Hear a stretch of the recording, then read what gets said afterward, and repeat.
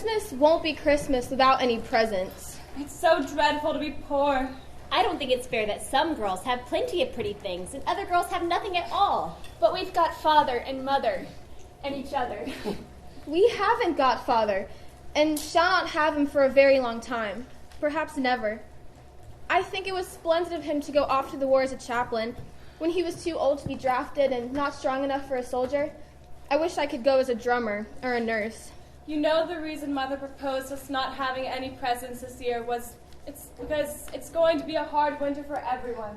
And she thinks we ought not to celebrate while the men of the northern and southern armies are suffering so. We can't do much. But we can make our little sacrifices. And ought to do them gladly. I guess I can try. I just don't think the little we could spend would do any good. We've each got $1, and the army won't be helped much by that. I plan to spend my dollar on new music. I planned on buying a nice little box of drawing pencils.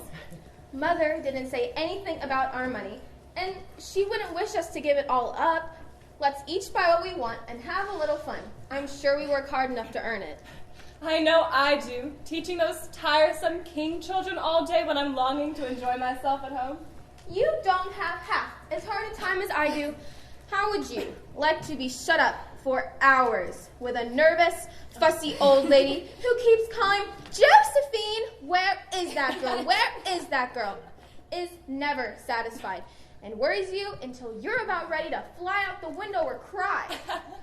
I do think that washing dishes and keeping things tidy is the worst work in the world. It makes me cross, and my fingers get so stiff I can't play my piano. I don't think any of you have as trying a time as I do. For you don't have to go to school with impertinent girls who laugh at your dresses, make fun of your nose if it isn't straight, and label your father if he isn't rich.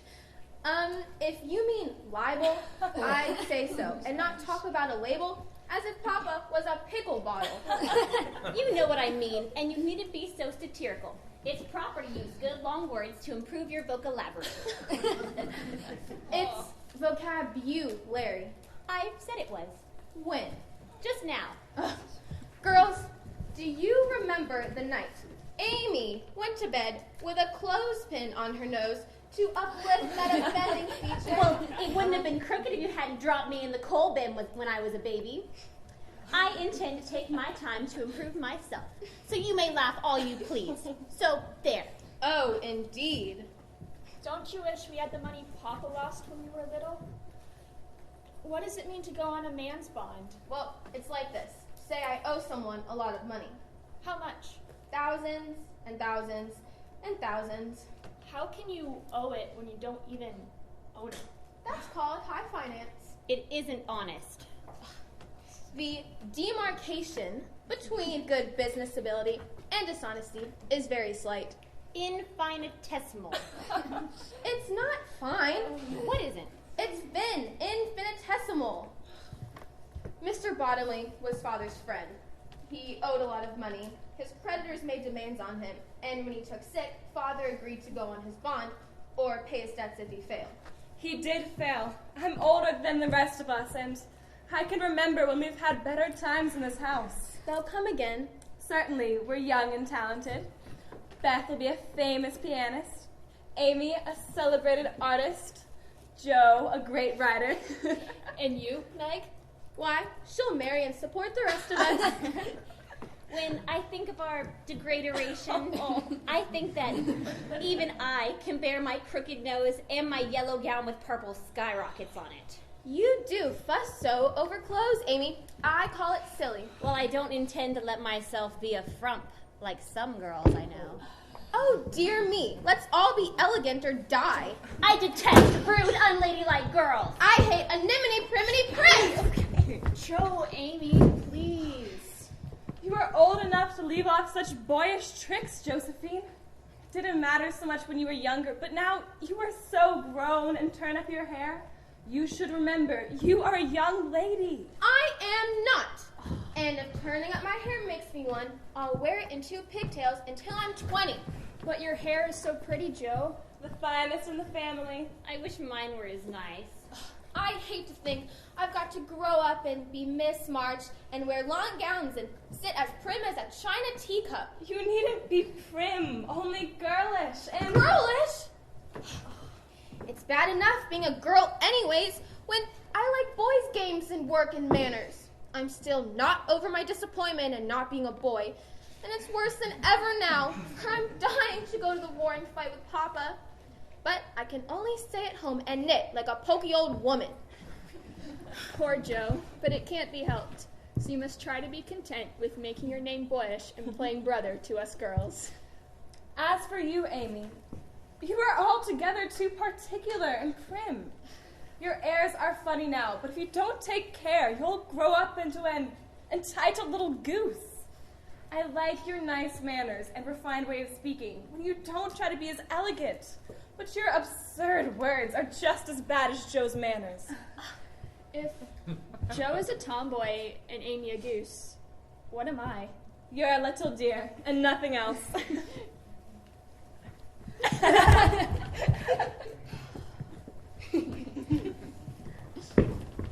Well, I had a lot of fun with Aunt March today. How? Tell us. Well, she insisted upon my reading that boring, never-ending Belsham to her. So I droned away as usual, knowing she'd soon fall asleep. And to sleep she went, the minute her cap began to bobble like a top-heavy rose. I whipped out the other book from my pocket, The Vicar of Wakefield, and read with one eye on him and one eye on Aunt.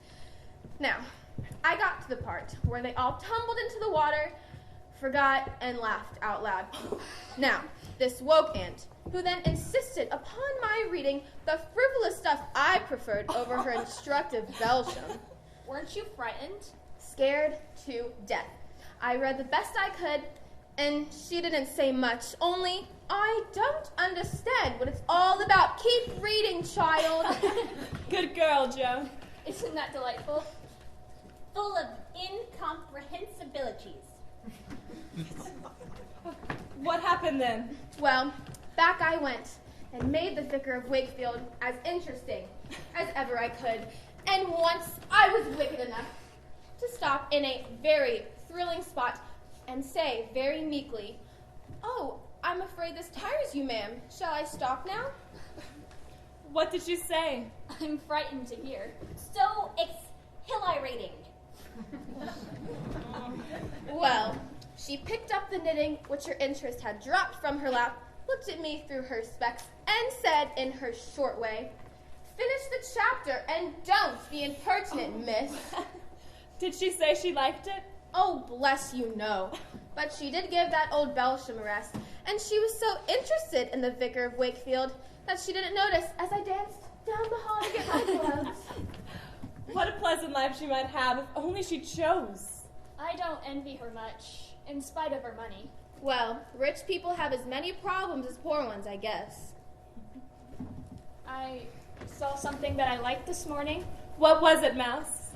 When I went to go get some oysters for Hannah, Mr. Lawrence was in the fish shop. Ah, Laurie's grandfather? Mm-hmm. He was just as grouchy as ever. He didn't see me. I hid behind a barrel. A barrel of trouble. A poor woman came in with a pail and mop and asked Mr. Connor if she could do some scrubbing for some fish, 'cause her children were hungry. Did Mr. Connor give her employment, or did he disinterrogate her?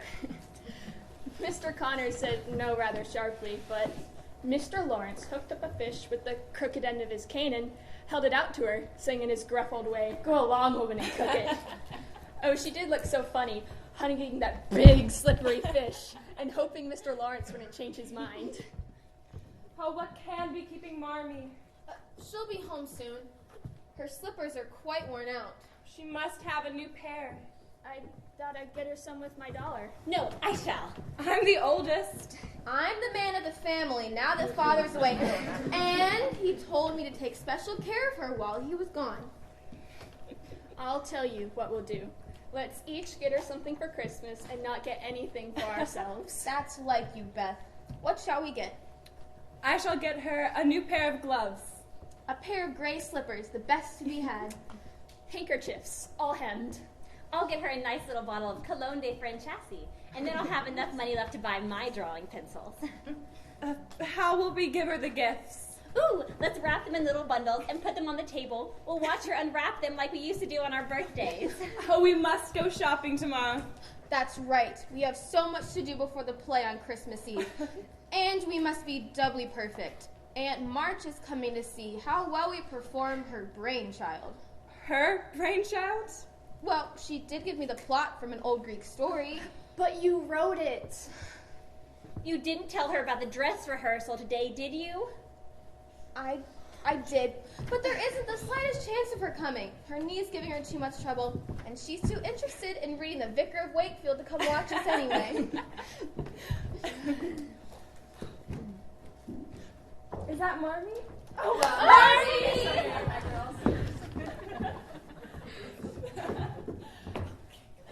Marmee, sit here. Thank you. Well, my girls, how have you got on today? Has anyone called Beth? Meg, how's your cold? Joe, you look tired to death. I'm all right. Hello, Mum. Happy to have you home. Would you care for some hot tea?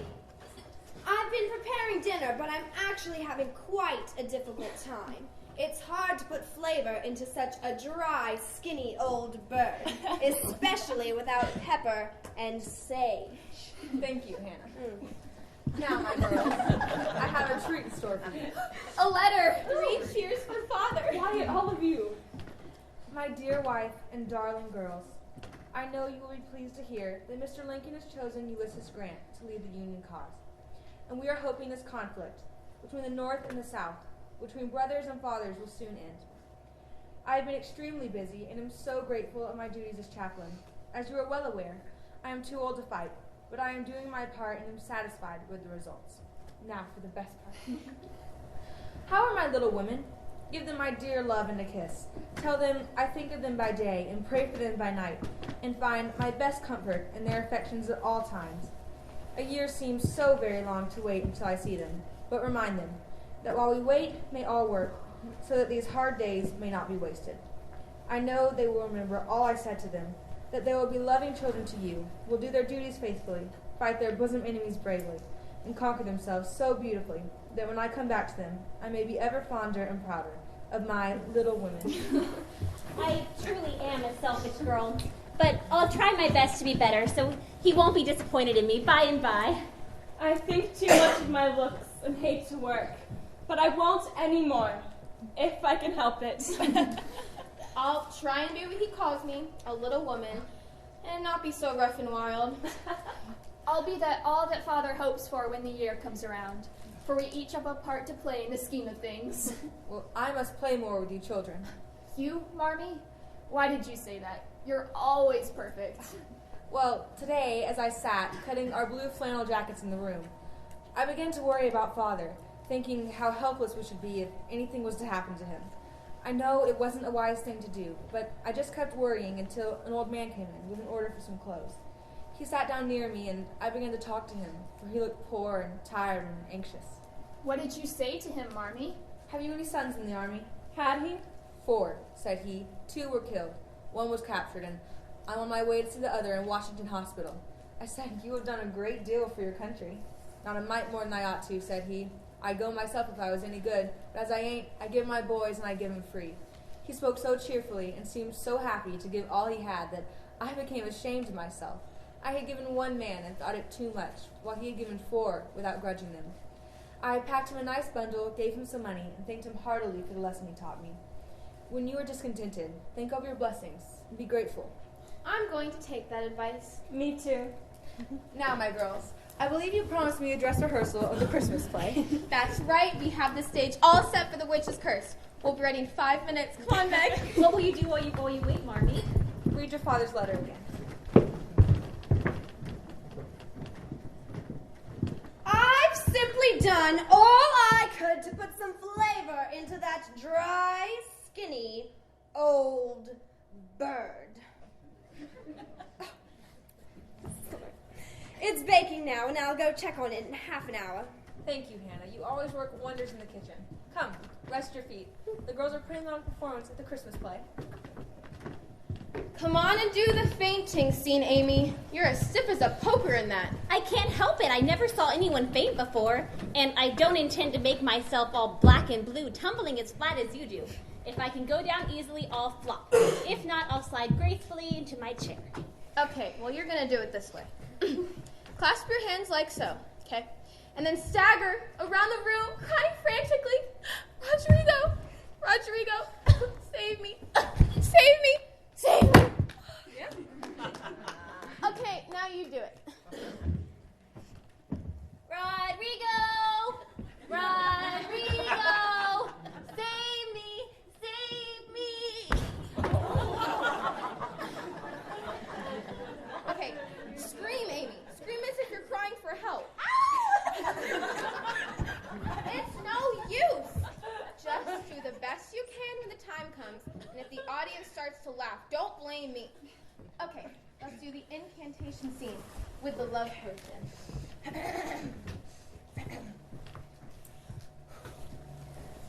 Hither I come from my airy home afar in the silver moon. Take the magic spell and use it well, or its power will vanish soon. By me, trusty sword, I swear that Ernest Lestrange shall pay royally for his gift, a love potion with which to win the lovely Zara. Come on, Amy, that's your cue. Oh dear, I never can remember. 'Tis like a dream, so strange, so terrible.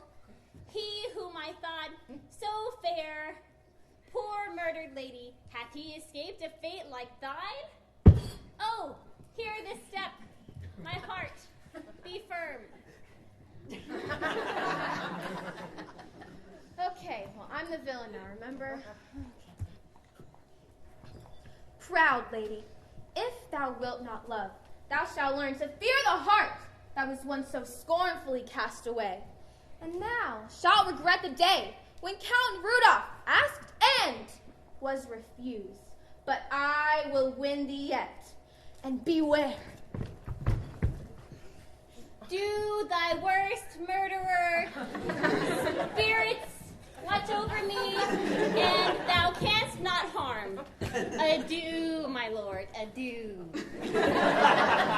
No, Amy, don't say adieu. Say adieu, and let the you come through your nose. Okay, the next scene is in Norma's cave. Sinful man, thy hour of reckoning has come. 'Twas who bore thy murdered wife to a quiet grave, and raised her spirit to affright and haunt thee. I warned Hugo, and betrayed thee to his power. Thy victims are avenged, and Norma's work is done. Her curse has sealed thy doom. Farewell!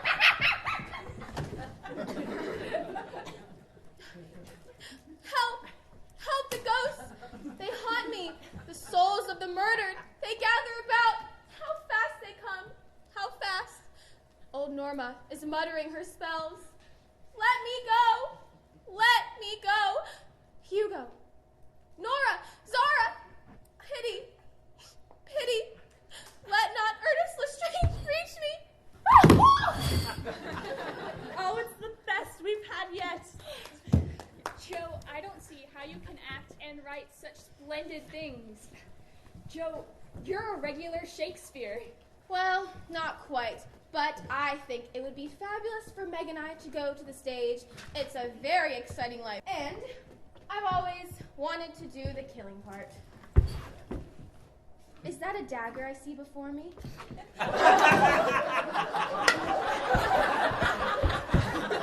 No, it's the toasting fork. Oh, bravo! I've never seen such a well-written play with such smart actors. Yes, bravo, girls. Wonderful job. I wouldn't say it's the best I've seen. You're all fooling yourselves if you think this play is anywhere near ready. Why, Aunt March? I didn't know you were here. Do you ever appreciate my being anywhere? Well, excuse me, Mrs. March. Happy to have you here. Would you care for some, No tea? Oh, no. Would you like me to take your cloak? Yes, of course. Why wouldn't you? Oh, I don't know. Maybe perhaps because you're a crotchety old woman. Aunt March, did you see the play? I did. Almost all of it. And I would advise a great deal of application and rehearsing if you intend to present it by Christmas Eve. It's in a deplorable state of imperfection. Oh, hello, Mr. Brooke. Good afternoon, Hannah. Nice to see you. You as well, Mr. Brooke. Mr. Brooke, Mum. Good afternoon, Mr. Brooke. Good afternoon, Miss March. Good afternoon, ladies. And good afternoon. The saints preserve us! Is the house on fire? It's the door.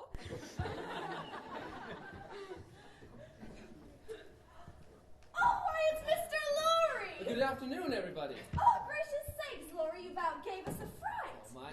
For you, Madam Mother, with grandfather's compliments. Thank you, Laurie. Aunt March, this is Mr. Lawrence. How are you, young man? Fine, thank you, and my Latin tutor, Mr. Brooke. Did you say Mr. Look? No, Brooke.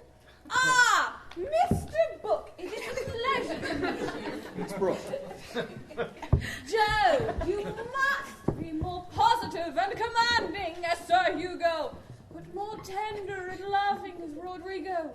Suit your actions to your words, and you might be possible as both characters. And Meg, don't put so much character into your voice as Haggar the Witch. And Amy, please stop making so many wild gestures and talk like a sensible human being. How does it all end, Meg? This young lady's name is Margaret. Mr. Look. Shall we proceed, Mother? Oh, yes, do. I'd like to see some more of this rehearsal, Joe. Oh, Miss Josephine.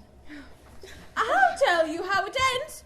The father interferes with the flight. The villain tries to get the hero to drink with him, but the witch switches the drinks, and when Sir Hugo drinks of the death-dealing distillment, he dies. Rodrigo asks for the hands of Zira, but her father informs him he's too poor to offer a dowry. Rodrigo claps his hands. A page enters with bags of gold. They are spilt upon the floor. Star is given to her lover, and all ends well.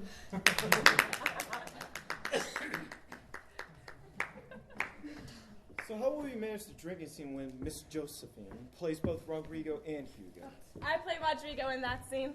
You're too talented, my dear. Oh, my knee! Mr. Look, do help me to a chair! I'll go, Marmee. May I accompany you, Miss March? The door is ajar! Why must they knock? Oh, Joe, you go way beyond any actress or writer I've ever seen in all of my many travels. Oh, thank you, kind sir.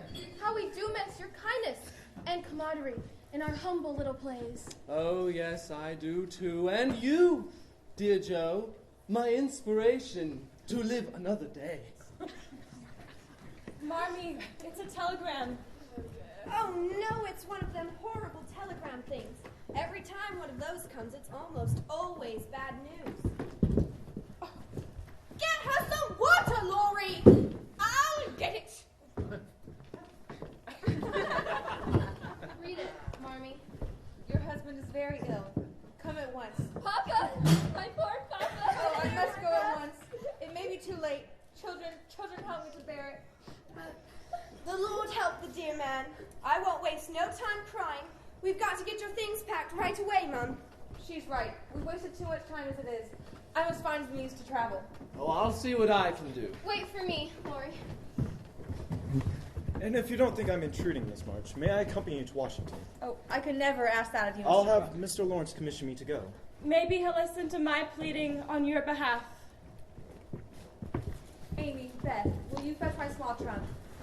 Yes, Marmee.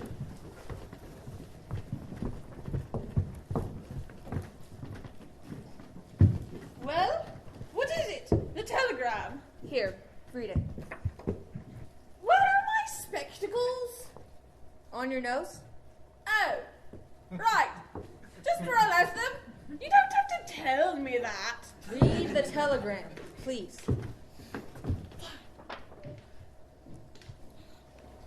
Just as I said, no brains in his head, running away to war at his age. The government won't take him because he's too old and too sick to be a soldier, and then he goes, without pay, to minister the gospel to the sick and dying. A noble sacrifice. He sacrifices his health. Fine sacrifice that. You'll get no money of mine to go to him. I haven't asked for money, have I? But you'll need it, won't you? Yes? Then why refuse mine? Because you haven't offered any. Oh, but I do. He is my own flesh and blood and sick among strangers. Who else will give for his comforts? How much do you need? I suppose I'll need enough I to buy don't a have any money with me, but if you come by my place before you go off to the train station, I'll give you all that you need. Oh, you must hurry. If my memory serves me well, the last train leaves in about half an hour. Thank you, Aunt March. The money will be repaid. But when is when I'd like to know. Such wastefulness. Running away to Washington on a scare telegram. Oh, my knee! My knee! Why did you ask me to sit down? Where's Josephine? She's the only practical one in the family. Joe went out to do some errands for Mother. Oh, just as I thought. She's probably getting about with that boy. It's not proper. No, my knee. I'll never sleep tonight. Do have Josephine come read to me. Oh. I hope for good news of my nephew, but don't expect it. Marge never really did have much stamina. Oh, here is a check for $50, and I'll give you 25 more when you come by my house. Oh, I know there are bills to pay. Oh, Marmee, I was afraid she wasn't going to give you the money after all. I knew she would. She has a kind heart, but is afraid to show it. The dear soul. See what it means to live alone, my girls? Take my advice. Marry some worthy man, and get more than selfishness out of life. Yes, Marmee. Yes, Marmee. Here we are. Grandfather sent these for Mr. March. Here, take the wine bottles, Amy, but do not drop them. Be careful, they're nearly 50 years old. Ooh, aren't they spoiled? Mrs. March, I stopped and talked to Mr. Lawrence. He's commissioned me to go for 2 minutes. Thank you. Oh, did Jennings hitch up the graves? Yes, they're sitting out front. Are you all packed, Mrs. March? Yes. Then lend a hand and we'll carry it to the carriage. Girls, could you fetch my cloak? Here, Marmee, is my contribution towards bringing Father home safely and making him comfortable. Joe, $25. Where on earth did you get this? I hope you haven't done anything rash. I didn't beg, borrow, or steal it. And I don't think you should be upset with me, for I only sold what was my own. Oh, your hair. Joe, your beautiful hair. You're one beauty!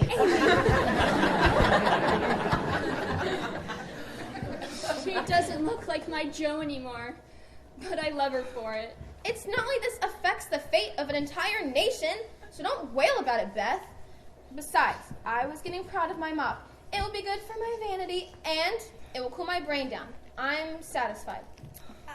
Joe, dear, I know how difficult it was for you to sacrifice your vanity, as you call it, for your family, but Joe, it wasn't worth it. Miss March gave your mother the money and more. I'm afraid you'll soon regret this decision. What on earth made you do it? Well, I was wild to do something for Father. Meg gave me all the money for the quarterly salary, and I spent it all on clothes, and I felt wicked. I had no idea of selling my hair at first, until I was walking down the street, and I saw a sign in a barber shop window, and it hit me. I finally had something I could do to help out with Father. So I walked in and asked them if they'd buy my hair. I don't see how you dared. Well, the barber stared at first. He wasn't used to girls waltzing right in asking to buy their hair. But didn't you feel dreadfully when the first cut came? I took a last look at my hair, and that was the end of it. My hair did look so strange, all laid out on the table. Already? Oh, jumping junipers! Joe, what have you done? Are you trying to make a porcupine of yourself? Hush, Laurie. Don't say anything now. Oh, I was going to say you look beautiful. Coach is here. Time to go, madam. Thank you, Joe, for this sacrifice for your father. I know he'll be proud. Goodbye, Meg. Be a little mother in my absence. Oh, girls, I don't worry for you. I only fear you should take this trouble rightly. Remember, while I'm gone, that it's all going to be for the best. Don't try to comfort yourself by stopping work and being idle. Remember, work is a blessed solace. Oh, have faith, my girls. Remember that whatever happens, it's God's will, and for the best, my little women.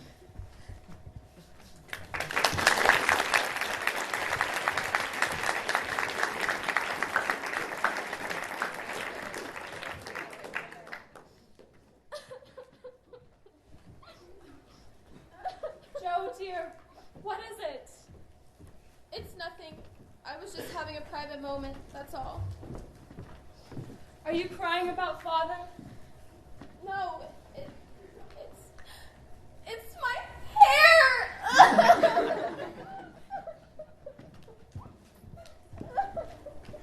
Supper's on the table, little dears.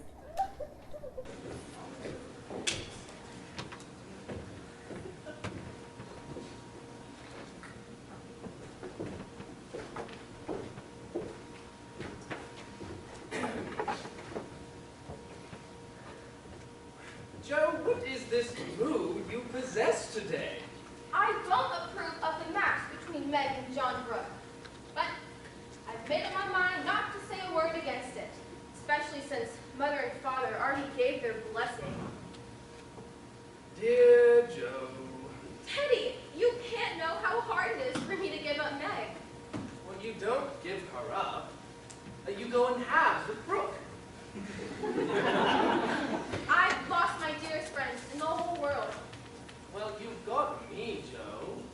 I'm not good for much, but I'll stand by you upon my word I will. I know you will. Teddy, you're always a great comfort to me. Well, it's because I love you, Joe. No, Teddy, please don't. We have to talk about this reasonably. Well, I've loved you ever since I first laid eyes on you. What could be more reasonable than to marry you?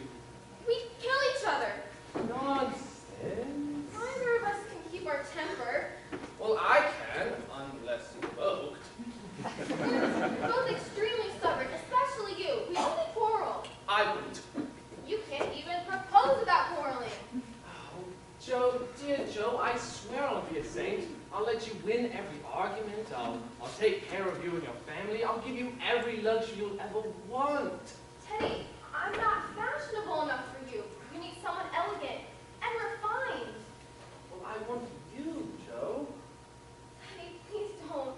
I'm so fond of you, but I've tried, and I can't love you the way you want me to. To feel why to say I do when I don't. I'm desperately sorry. Don't tell me that, Joe. I can't bear to know the truth then. What truth? Well, that you'll love another man. Another man? Teddy, I haven't the least idea of loving anybody else.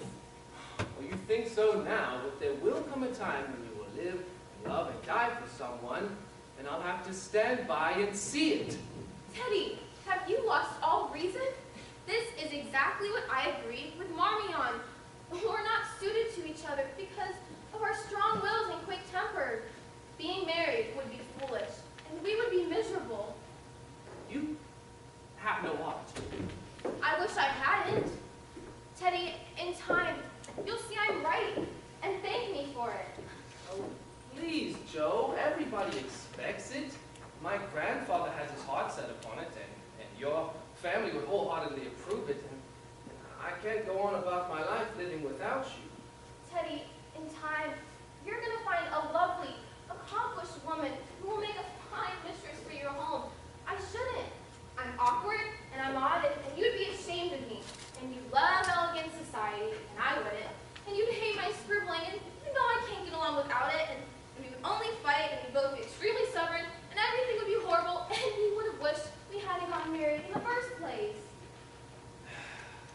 anything more?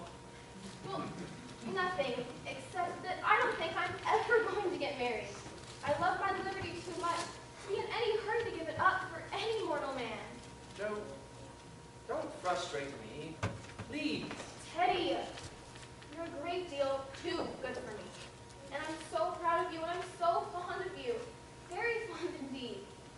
As a friend. But I'll never marry you, and the sooner you realize that, the better it is for both of us. You'll be sorry, Joe.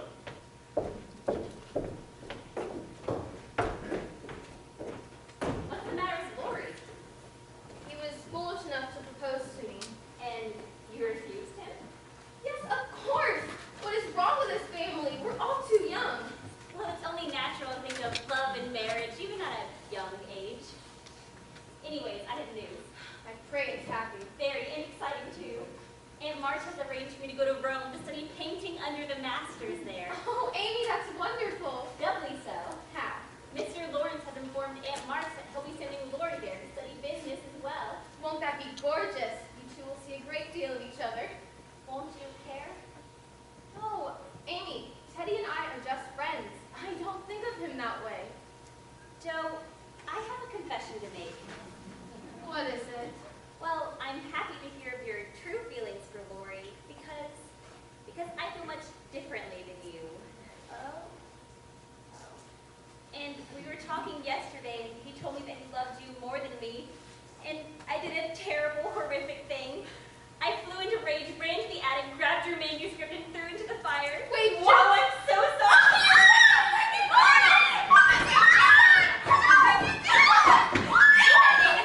Heaven's going on here? Joe, get control of yourself. I didn't mean to take things this far. I'm so sorry. I will never forgive you. Amy, I go to your really room. am sorry. We'll talk about this later. What am I supposed to do? All that work. There's so much to comprehend right now, but it's so hard, Marmee. Continue praying for that. Never tire of trying, and never think it impossible when prayer is at the forefront. Do my best.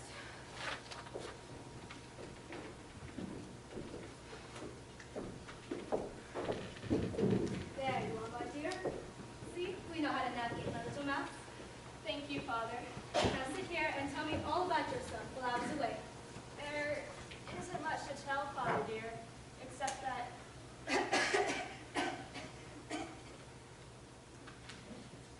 Joe, Amy, and Meg have been such devoted and attentive sisters that even though I wasn't certain of some of those events of those dark days,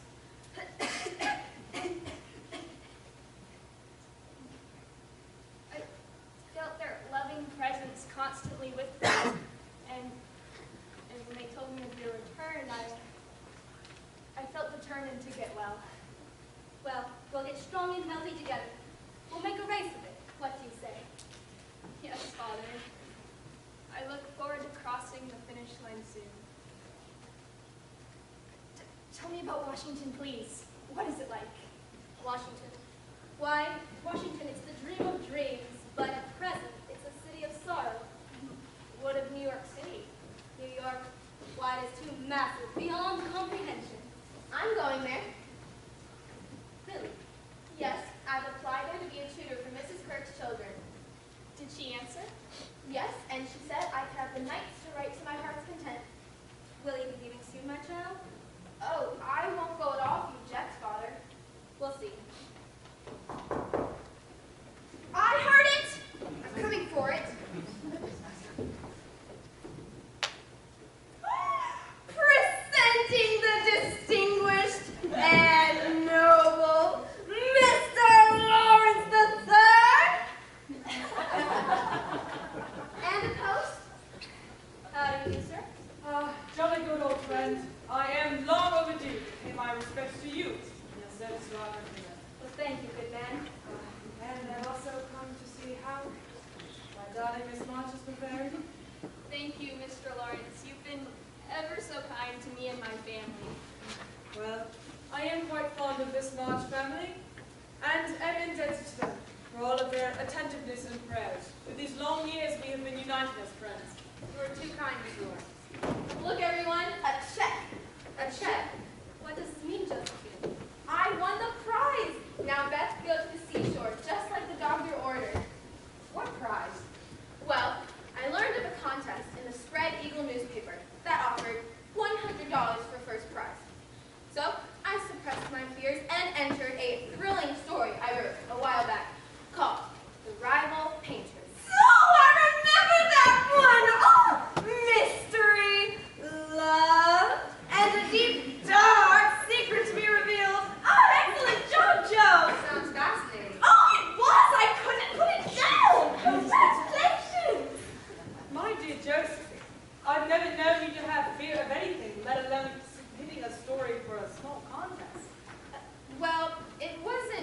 frightened of submitting my story per se.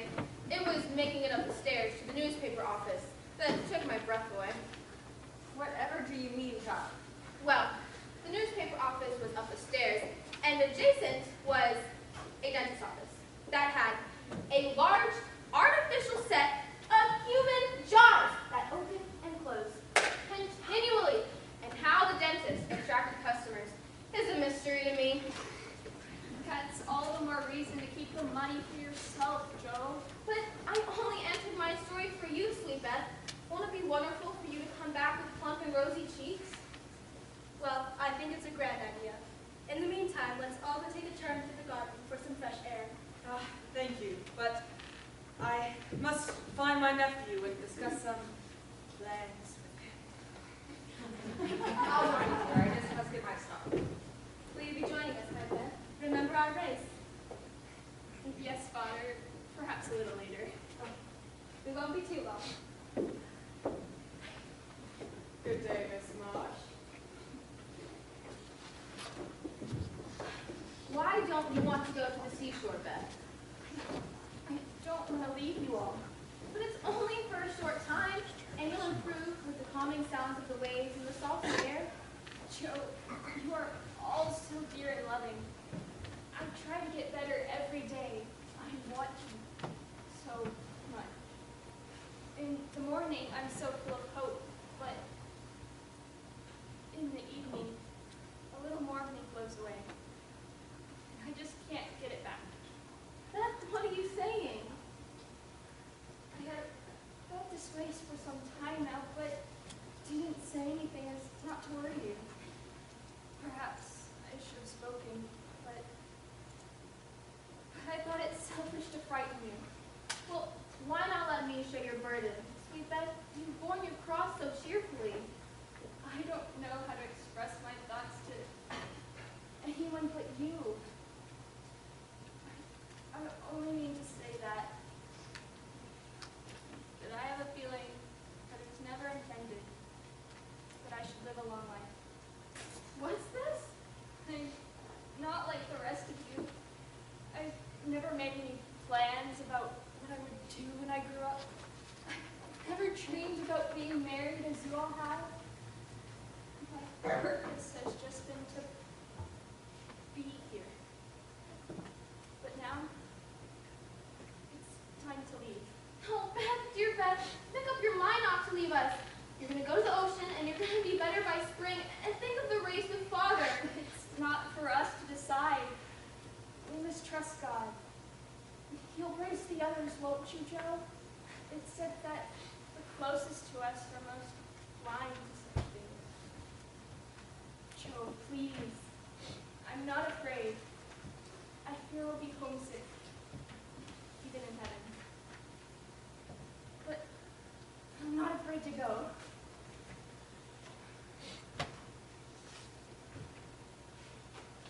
We've had happy times together. Haven't you, Joe? Yes, dear. Don't hope any more for me. It won't do any good. I'm sure of it. Let's not be miserable while we wait. Oh, please. Help me to my room.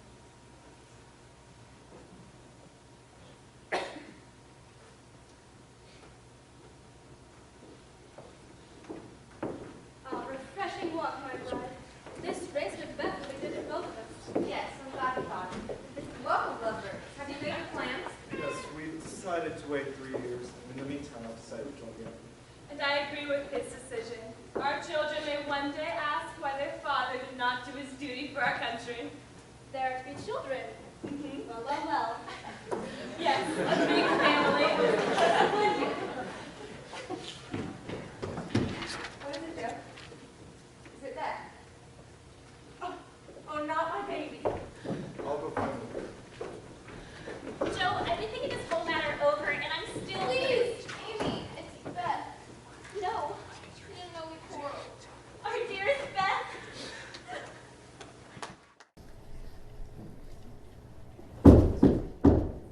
I'll get it, Hannah.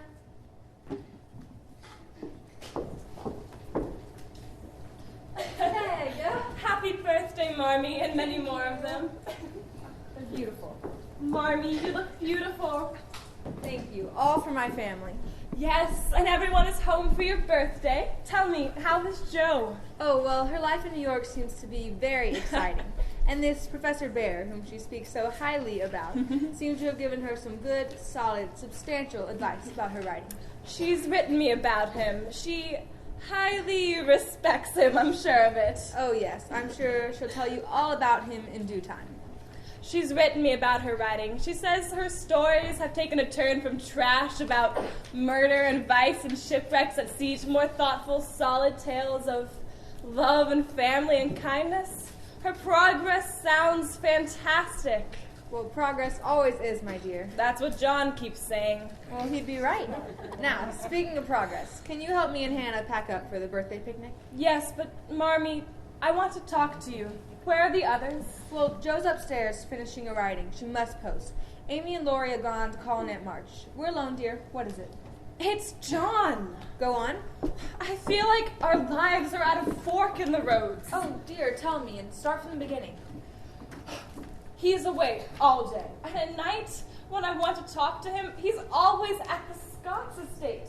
It isn't fair that I should have the hardest work and never any amusement. Men are selfish, even the best of them. So are women. Don't blame John till you see where you're wrong yourself. But it can't be right for him to neglect me. Don't you neglect him? Marmee, I thought you'd be on my side in this. I am, Meg, as far as sympathy goes, but I feel the fault is yours. I don't see how. May I speak freely? Yes, Marmee. Sometimes I think I need more instruction now. Well, I feel you only made the same mistake that all young wives make. That is, forgetting your duty to your husband and the love for your children. Oh, Meg, children shouldn't push you farther apart, but draw you closer together, not as if they're all yours and John had nothing to do but support them. But oughtn't I be in the nursery? Not all the time, and don't push him out of it, but teach him to help you in it. Let him feel he has a part to do. So, what do you advise? Well, let him have more control of Jimmy. The boy needs fatherly instruction. Then go out, stay cheerful and happy. You are the sunshine maker of the family, after all. And then take an interest in whatever John likes. Let him read to you and discuss with you. Take an interest in the world's ways, for it will affect you and yours. Must I ask him about politics and business? Well, try it and see if he doesn't like your conversation better than Mrs. Scott's cooking. Thank you, Marmee. A heavy weight is lifted off of me. There they are, Mr. Brooke. Even when they're speaking in low tones, I can find them in this old house. Thank you, Hannah. Happy birthday, Mark. Thank you, John. It's good to see you. Now, I'm sorry to have to leave you both so soon, but I must go help Hannah. Here, dear, sit next to me. Whom do you think is the best man for the next president? What? I think we should run Lincoln. Of course, James Buchanan is a bit too old to be put up, don't you think? Is everything all right, my dear? Yes, Lincoln and Jackson are our best ticket. It's Johnson, not Jackson. Vice presidents' names don't matter. It could be Smith and that would suffice. Is everything all right? John, I decided to give the children less of my time and more to you. What? I opened my heart to Mother. And she advised you to ask a lot of silly questions. No, she showed me that I should take an interest in the subjects you like best. I don't know much about politics or business, but I will learn. I appreciate you for trying. I'll teach you all that I know. But the next time you open your heart up about us, open it up to me, because I thought I had your heart. I will. I'm sorry, John. So? Oh, how I wish Amy and Jo had as wonderful husband as I do one day. Meg, there you are. I need you to hook my dress. Mr. Brooke, how are you, brother? And you, dear Josephine, all the way from New York, I see. I thought your train was a little late. Ah, yes. A very hefty cow stood on the tracks for a full hour, and all the passengers took a turn trying to get her off, but to no avail. How did you manage to get her off the tracks? I gave my famous imitation of a cow. Can you please demonstrate it for us? Moo! What? What was that, woman? It sounded like I was squealing a pig. That was my calf call. So, you've become a famous writer now? Yes, I suppose so. Why that tone of voice? Well, it's said that writers are absent-minded. Can you picture me going to the store, picking out the perfect birthday gift for Marmee, and walking out without it? Quite frankly, yes, I can. I should have good luck, though. I sent a telegram to my dear next-door neighbor, Mr. Bear, to send it immediately by post. And if he, too, doesn't forget, it should be here today. Writer helping a fellow writer, I see. Yes? Joe, darling sister. Amy, what a beautiful gown! Joe! Teddy, you have a mustache. How becoming it is. It looks like a misplaced eyebrow. Do you know who said that first? Who? Moses to Aaron. It was an old joke then, too. Well, both of you sit down and tell us all about Europe. Gracious, 3 years has passed in the blink of an eye. Amy, the master artist, I hope you painted and sculpted your way through history to show us all.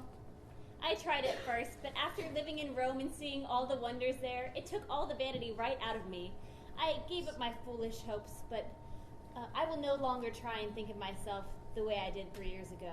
But I shan't waste my talents. I'm so thrilled to be back with you all, and on Marmee's birthday. We missed you both. And we're all here together on this happy day. Excuse me. Professor Bear, what are you doing here? I have the package you requested. I'll bring post haste. Post haste? No, I said to send it by post. My mistake with words. I will go now. No, I'm glad you're here. I'd like you to meet my family. Father, this is Professor Bear, and Mother, this is Professor Bear. Jolly good to finally meet you, Professor. Joe here has spoken very highly of you, and I would like to thank you for helping her get along in New York. The pleasure is mine. Miss Joe is much help. Hi, I'm John Brooke. This is my wife, Meg. And behind you is Mr. Laurie and Miss Amy March. I am most happy to meet all of you. Professor, you must stay for the birthday picnic. It will be quite the celebration. Yes, I insist. I am obliged. I do hope this family one day learns not their door. Any thief could walk in here without the slightest interference from this family. Oh, my dear, let me wish you a happy birthday. Here's a paisley shawl for you to remember me by. Oh, do put it on. I want to see how it goes with your aging complexion. Oh, Joe, glad to have you back. I have read everything you've written, and like wine, you improve with age. Well, Mr. Brooke, how are the twins? You're excellent. Oh, don't answer. What does a man know about babies? And who is this stranger? Is anyone going to introduce me, or must I introduce myself? Aunt March, this is Professor Bear. Joe's always my favorite of the family. I knew she had it in her the ability to succeed, but I had to drive it in her when she was younger. If she had depended upon these doubting parents of hers, she'd already been married to some local yokel and have a baby or two to interfere with her career. And that's fair to me, how, Aunt March? No, we can only wear the shoes that fit us in this life. Aunt March, thank you so much for the lovely shawl. I'm so glad you could make it. Now, girls, please help me finish up with Hannah. And Aunt March, I would love your help with the flowers. Professor Bear, you must see Mr. March's fine collection of the essays over the ancient ruins of Egypt. Yes, bully for me. I have acquired many writings as of late that I would be happy to share. Let's go have a look before the women need our assistance with the buggies. Oh, Joe. I'm so glad to finally find you alone. I have a great surprise for you. I'm no longer a single man. What? You've gone off and gotten married? Ah, yes, but I never will again. Well, tell me all about it. Who is she? Oh, can't you guess? Is it that Carolyn Suitor? No. Not that giddy Jamerson girl, I hope. No, think much closer to home. Is it my dear sister Amy? Oh, jolly good guessing. Well, what does she call you? My lord, of course. And you should treat me with more respect. Well, how can I? When the mere idea of you, married and settled down, is so irresistibly funny, I can't help but laugh. But really, why didn't you write and tell us? Oh, well, we wanted to surprise you. Well, you succeeded. I'm so overjoyed. Yes, but just one more thing, and then we'll be done with it forever. As I wrote you in my letters, I could not stop loving you. But that love altered. Well, you and Amy have switched places in my heart, that's all. You were right about how in time I would see that we were not fit for one another. I was just so impatient. And when I was in Europe, I fought it hard. Thought about all those childhood days and our love for silly games and competition. But when I saw Amy in Rome, I knew she was the love I had been looking for. Well, I'm happy for you, Teddy. I really am. Oh, thank you, Joe. And now then, brother, do you think we should go and tell the rest of the family? Of course, let's get on with it then.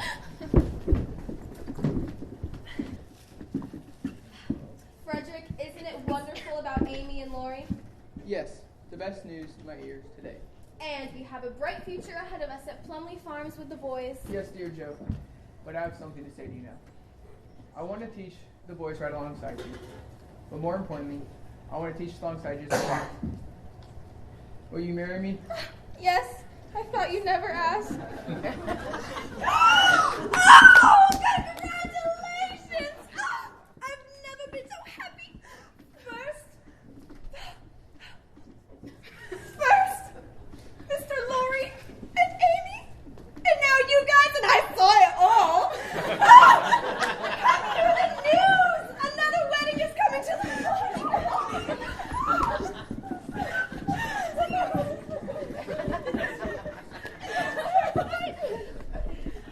What a beautiful day it is. Thank God for my dear wife and all my little ones. Happy birthday to you. Happy birthday to you. Happy birthday, dear Marmee. Happy birthday to you. Thank you all, and thank you, my little women.